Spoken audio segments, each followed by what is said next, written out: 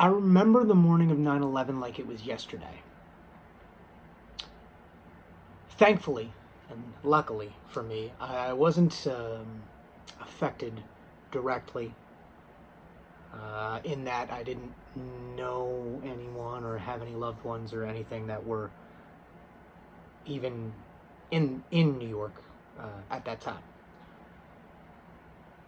But I figured that today I'd share my story with everyone just because it's one of those things that they talk about, like Pearl Harbor or the Kennedy assassination, where you knew where you were, what was going on, and you remember everything.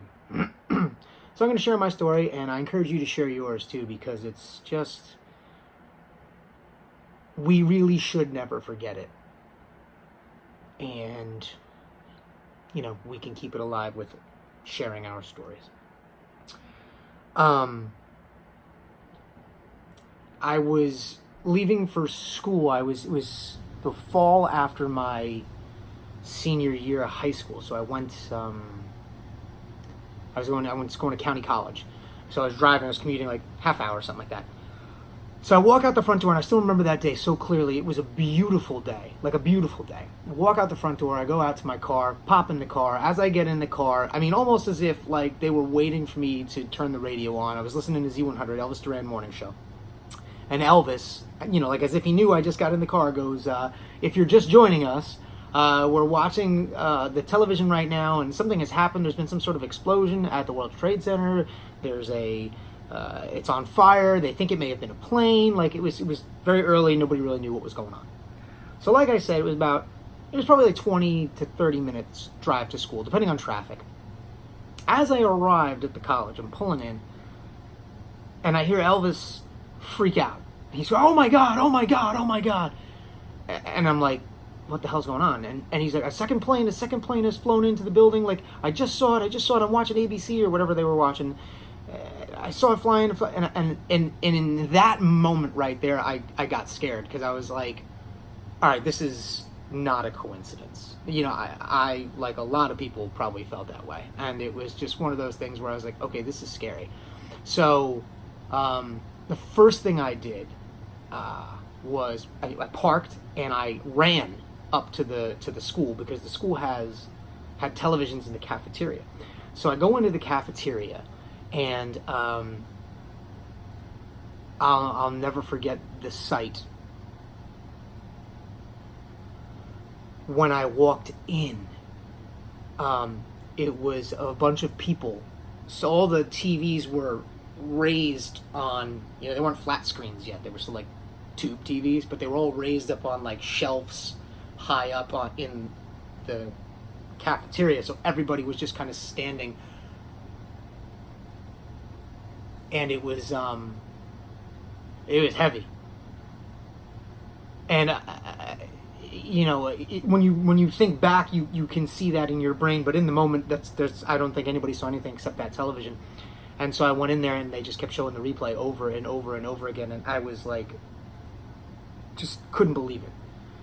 So everybody's like standing, and the cafeteria is packed. Everybody's sitting at all the tables. Everybody's standing everywhere in and around. There's professors in there. There's just the students are everywhere. And then there's some people who are in classes who are just kind of don't even really know what's going on, because it was like right on the cusp of like first class had started, I think, like right before it all happened. So then there were people who were coming out of class going, what the heck's going on? Like it was chaos. So I was watching TV for so long, I didn't realize. I stayed there watching TV right through my class, but I'm pretty sure pretty much everybody else had that same thing. So I think what happened was right before the first tower fell, I realized that, and so I was like, oh, it's a couple minutes till my next class. So I decided to go to that class, figuring people would be there. But when I got in there, the teacher that was in there, the professor, she just dismissed everybody. She said, I hope none of you have any loved ones. This is obviously a tragic time. It's very scary. Go be with your families. Do what you have to do. Whatever. She dismissed us. So I could have went home, but I went straight back to the cafeteria. And when I got back into the cafeteria, the first tower had already fallen. And so they weren't really talking about that in that exact moment, but somebody at the table was like, it fell. I was like, what? It fell? I was like, so it like toppled over? They're like, no, it crumbled. And then they showed a replay, and I saw it. And then it wasn't long after that the second tower fell.